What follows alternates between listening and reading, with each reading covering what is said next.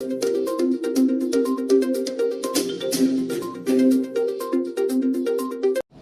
Russia का NSA oblique head of intelligence, वो एक ही उन्होंने ऐसी अदारा बनाया हुआ है दोनों, वो भी आ गए हैं दिल्ली बैठे हुए। उन्होंने भी अजीत दोवल और उनके डिप्टी के साथ बात की है। उसके बाद बरतानिया के MI6 के रॉजर मोर साहब वो भी आके बैठ गए हैं वहाँ। उसके बाद CIA के बर्न्स वो भी आके बैठ गए हैं। बर्न्स ने और मोर ने तो इकट्ठी मुलाकातें की हैं, रूसियों ने अलग मुलाकातें की। ये उधर क्या हो रहा है? हम ज़्यादा कंसर्न, हम ज़्यादा कनेक्टेड हैं, तो फिर उधर क्या हो रहा है? खबरें ये भी हैं कि जर्मन इंटेलिजेंस के लोग भी आके दिल्ली में बैठे हैं। तो जो खिचड़ी जो पक रही है वो दिल्ली में पक रही है, अफगानिस्तान में नहीं पक रही। प्रेसिडेंट बाइडेन ने जो स्टेटमेंट आयशा जो उन्होंने दिया है, वो ये कह रहे हैं कि इस वक्त हम देख रहे हैं कि पाकिस्तान, रशिया, चाइना और ईरान क्या मौक़िफ़ इख्तियार करते हैं, क्योंकि वो डायरेक्टली इन्वॉल्व हैं जी। वो वहाँ जो इस वक्त टेररिस्ट जो बैठे हैं अफगानिस्तान के अंदर, वो रूस को इफेक्ट करते हैं, पाकिस्तान को इफेक्ट करते हैं और चाइना को इफेक्ट करते हैं और ईरान को भी। तो इसलिए ये इनका डायरेक्ट इन्वॉल्वमेंट है इन दिस। तो वो कह रहे हैं हम देख रहे हैं कि ये कैसे तालिबान के साथ डील करते हैं, बिकॉज अगर ये तालिबान को कन्विंस कर लेते हैं कि आप टेररिस्ट के खिलाफ एक्शन लें, तो फिर अमेरिका का भी एक मसला जो है जिसका ताल्लुक अलकायदा के साथ है, वो भी उनका हल हो जाएगा। तो वो तो बैठे देख रहे हैं, मगर ये एक इम्प्रेशन दिया जा रहा है आयशा, एक्चुअली पीछे कुछ और हो रहा है।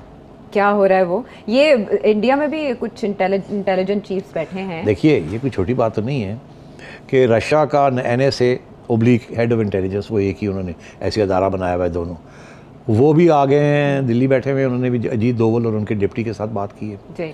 उसके बाद बरतानिया के MI6 के रॉजर मोर साहब वो भी आके बैठ गए हैं वहाँ। उसके बाद CIA के बर्न्स वो भी आके बैठ गए हैं।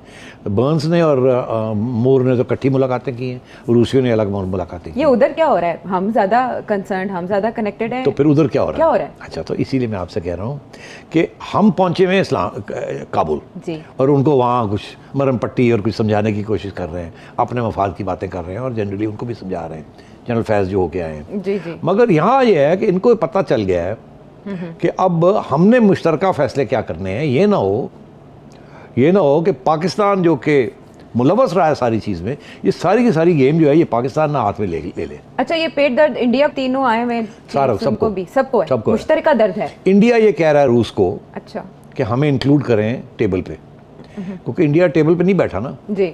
अब ये जो शंघाई कोऑपरेशन ऑर्गेनाइजेशन है SCO, और या ये जो एक्सटेंडेड ट्रॉयका है, उसके अंदर इंडिया जो है ना उसका मिनिमल रोल, एक्सटेंडेड ट्रॉयका में तो रोल ही नहीं है, शंघाई में है। आगे जाके शंघाई कोऑपरेशन ऑर्गेनाइजेशन बहुत अहम बनेगी, उसके अंदर इंडिया बैठा हुआ है और पाकिस्तान भी है।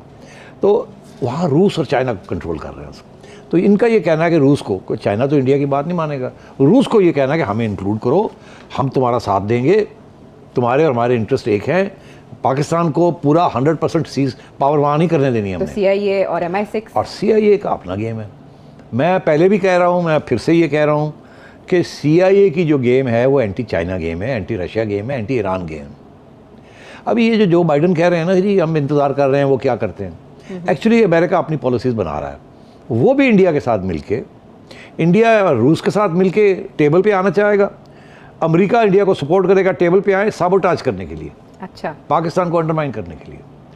आप समझ रहे हैं ये बात क्या हो रही है यहाँ? मैं समझ ये कोशिश कर रही हूँ कि ये कहा जाता है कि अमेरिका अपनी पॉलिसी कई साल पहले बना लेता है, आप कह रहे हैं कि अब वो बना रहा है। जब वो निकले हैं तो नहीं है, नहीं बिल्कुल ये शक होना चाहिए हमें कि जिस तरीके से वो भागे हैं वहाँ से, कुछ ना कुछ सोच के निकले होंगे ना जी। तो वो क्या सोच थी, और अब तक जो बाइडन ने फ़ोन नहीं किया। देखिए ये इट्स वेरी इंपॉर्टेंट, जो बाइडन अपना हाथ नहीं दिखाना चाहता, वो अभी पाकिस्तान के साथ वो कुछ नहीं कहना चाहता। मैंने कहा था महीना लगेगा, आएगा। अब वो देख रहे हैं कि यहाँ क्या डेवलपमेंट्स हो रही हैं, फिर उसके बाद वो अपना मौक़िफ़ इख्तियार करेंगे। इन द मीन वाइल एक तरफ वो इंडिया के पास आके बैठे हुए हैं, एक तरफ यूरोप में पहुँच गए। खबरें ये भी हैं कि जर्मन इंटेलिजेंस के लोग भी आके दिल्ली में बैठे हुए हैं।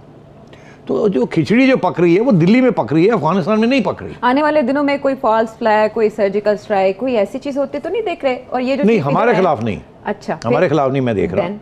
ये उसकी वजह ये है कि वो कोई भी नहीं चाहेगा जब अफगानिस्तान डिस्टेबलाइज हो गया है कि पाकिस्तान को डिस्टेबलाइज किया जाए, वो और भी उसके कॉम्प्लिकेशंस हो सकते हैं। तालिबान है, मैं समझता हूँ कि they are going to come under enormous pressure, हर किस्म का प्रेशर आएगा उनके ऊपर। और ये जो उन्होंने हुकूमत बनाई है, ये इसके ऊपर भी बड़ी तनकीद होगी।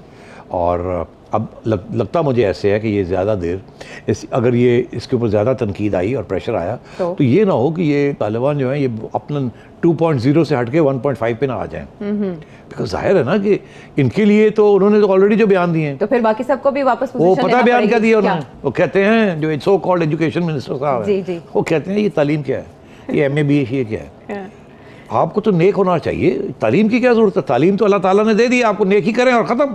आपको ये पढ़ाई लिखाई करने की क्या ज़रूरत है, क्या हमने कोई पढ़ाई लिखाई की है, हमने भी तो अल्लाह ताला की खिदमत में जो मदरसों में पढ़े हैं और पता कर लिया काबिल। देखे ना, ज़रूरत तो डिग्रीज की अगर इस होती किस्म की अगर सोच है जी तो मसले तो बनेंगे ना। मैं आपको बता दूं, ना वो टेररिस्ट ग्रुप्स को ख़त्म करेंगे और ना ही वो ह्यूमन राइट्स या ख़वातीन के हकूक़ को मानेंगे वो, और इसी चीज़ के ऊपर प्रॉब्लम्स बनेंगे। अगर वो मानते हैं तो उनकी जो रैंक एंड फाइल है, जो आम तालिबान सोल्जर है या जो सपोर्टर है, वो लीडरशिप के ख़िलाफ़ हो जाएगा, वो कहेगा बिक गए। और अगर नहीं मानते तो दूसरे लोग जो है वो सैंक्शन लेके बैठे होंगे, और उसके जो नताइज निकलेंगे इस कॉन्ट्रडिक्शन के, इस कॉन्फ्लिक्ट के, उसका सारे का सारा असर अफगानिस्तान की आवाम पे और फिर सेकेंडरी पाकिस्तान के ऊपर। बिकॉज अगर वहाँ हालात ख़राब हो जाते हैं और बड़े बुरे हालात, तो वो इधर ही लोग भागेंगे ना। तो मेरा ये मौक़िफ़ है ऐसे ही होगा, पाबंदियाँ लगेंगी। जिस किस्म की आज़ादी पाकिस्तान की ख़वातीन समझती हैं कि यहाँ है, ये वहाँ होनी चाहिए, या फॉरगेट अबाउट यूरोप की आज़ादी, ऐसी नहीं होगी। ऐसे भी नहीं होगा कि जो काबुल के अंदर कम्युनिस्ट गवर्नमेंट के अंदर जिस किस्म की आज़ादी थी ख़वातीन के लिए, और जिस किस्म की आज़ादी पिछले 20 साल में उनको मिली है बड़े शहरों के अंदर, वो आज़ादी नहीं